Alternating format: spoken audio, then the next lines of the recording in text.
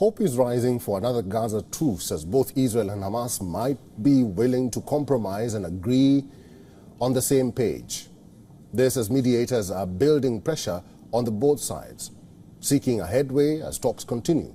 A Hamas delegation is due in Cairo to discuss the ceasefire talks, while U.S. Secretary of State has embarked on his 7th crisis trip to West Asia.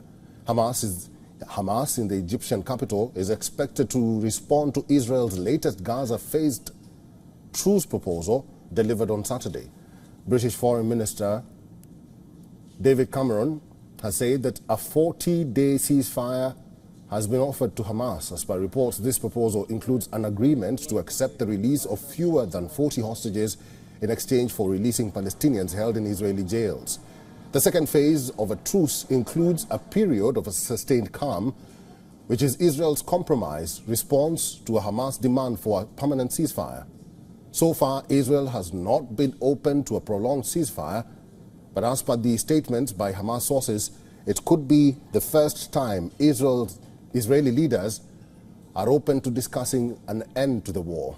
Hamas officials are reportedly seeing the new proposal positively and are keen to reach an agreement. Israel agreeing for a sustainable calm comes at a time when it is under intense pressure from global allies to reach a ceasefire as it prepares for a planned Rafah invasion.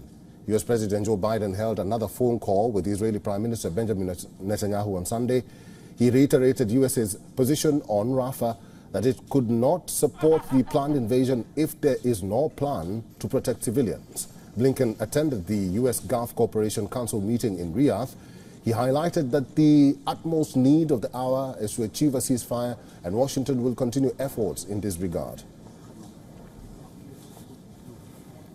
Finally, we have to make sure that we're focusing not just on inputs, but on impact. All of this is going to be the focus of the next few days for me as I travel along to Jordan and Israel. A chance to meet with humanitarian groups, with the Israeli government, to hear from them where more work is needed, and to continue to press for tangible, immediate, and sustained progress. Meanwhile, pressure is also building on Hamas to reach a truce deal.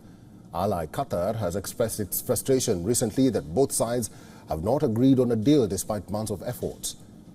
So much so that Qatari Prime Minister even said that the country is reassessing its role as a mediator between Israel and Hamas.